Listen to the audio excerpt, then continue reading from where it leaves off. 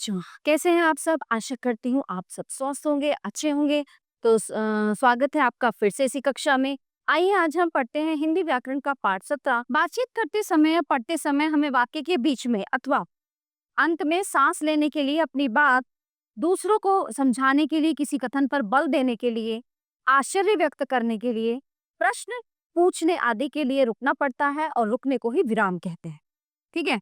आप वाक्यों में विराम को दर्शाने के लिए कुछ चिन्ह निर्धारित किए गए हैं और इन चिन्हों को विराम चिन्ह कहते हैं। तो भाषा में वाक्य के सुंदर गठन तथा भाव अभिव्यक्ति की स्पष्टता के लिए विराम चिन्ह आवश्यक है और उपयोगी होते हैं।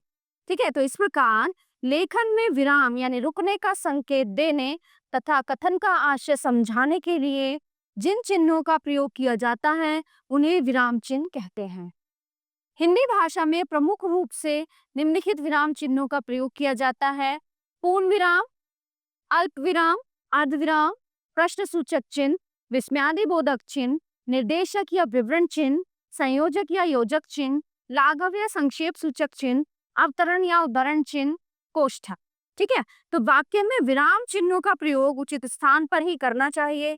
विराम चिन्हों के उचित प्रयोग से ही वाक्य का अर्थ स्पष्ट होता है। वाक्य में यदि विराम चिन्ह उचित स्थान से आगे पीछे हो जाता है तो वाक्य का अर्थ या तो स्पष्ट नहीं हो पाता या उसका अर्थ ही बदल जाता है। जैसे निम्नलिखित वाक्यों को ध्यानपूर्वक पढ़िए: रोको मत, जाने दो, रोको मत, नहीं, रोको मत जाने दो, रोको मत जाने दो, या रोको मत जाने दो। तो पहले वाक्य में ये बोध नहीं होता कि रोकना है या जाने देना है ना, उसमें श्योर नहीं है। विराम चिन्ह की अनुपस्थिति में अर्थ स्पष्ट नहीं हो पा रहा है।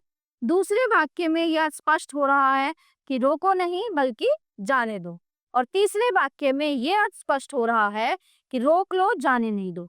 इस प्रकार विराम चिन्ह के जरा से हेर फेर से वाक्य का अर्थ बदल जाता है।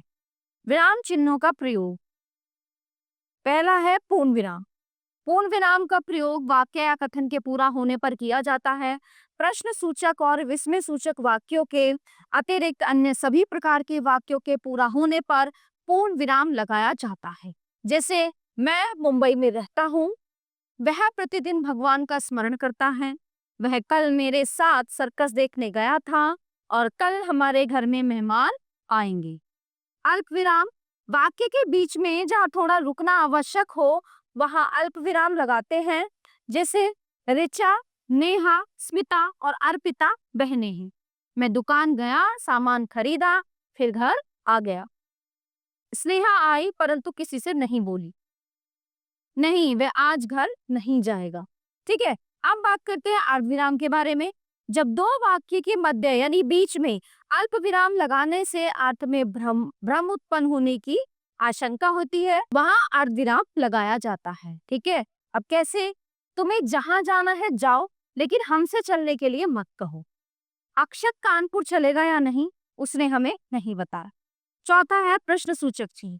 जिस वाक्य में प्रश्न पूछा जाता है उसके अंत में प्रश्न सूचक चिन्ह लगाया जाता है। जैसे तुम बाहर क्यों जा रहे हो, आप किससे बहस कर रहे थे, क्या तुम कल फिल्म देखने जाओगे, क्या तुम दिल्ली किस लिए जा रहे हो। विस्मयादिबोधक चिन्ह: विस्मयादिबोधक चिन्हों का प्रयोग विस्मयादिबोधक शब्दों के बाद तथा विस्मयादिबोधक वाक्यों के अंत में किया जाता है। जैसे वाह कितनी अच्छी कविता सुनाई है, आहा कितना सुंदर भवन है, आह मेरे पैर में बहुत दर्द हो रहा है। ठीक है। निर्देशक या विवरण चिन्ह किसी बात पर विशेष प्रकाश डालने के लिए या किसी विषय का विवरण प्रस्तुत करने के लिए निर्देशक या विवरण चिन्ह लगाते हैं। जैसे मनुष्य की 3 आधारभूत आवश्यकताएं हैं: रोटी, कपड़ा और मकान। सफलता का एक ही मूल मंत्र है परिश्रम। इसी प्रकार नाटक आदि में वक्ता के नाम के बाद भी निर्देशक चिन्ह लगाया जाता है। जैसे सेनापति महाराज, पड़ोसी राज्य के राजकुमार आए हैं, विक्रमादित्य, उन्हें सम्मान सहित हमारे पास। संयोजक या योजक चिन्ह: योजक चिन्ह का प्रयोग निम्नलिखित रूपों में होता है ना, किसी शब्द की पुनरावृत्ति होने पर, जैसे एक एक, बार बार, घर घर आदि। विपरीतार्थी शब्दों के मध्य में, जैसे काला, सफेद, दिन रात, इधर उधर आदि। ओके। समान महत्व के समानार्थी शब्दों के मध्य में, जैसे धन, दौलत, रिश्ते, नाते आदि। फिर बात करते हैं, 8वां है लाघव चिन्ह। या संक्षेप सूचक चिन्ह। उपाधियों, प्रशासनिक पदों तथा प्रसिद्ध शब्दों को संक्षिप्त रूप में लिखने के लिए लाघव चिन्ह का प्रयोग किया जाता है, जैसे डॉक्टर, पंडित, मुंबई प्रशासनिक सेवा या संवत या ईस्वी। तो उन्हें लाघव चिन्ह द्वारा प्रेजेंट किया जाता है।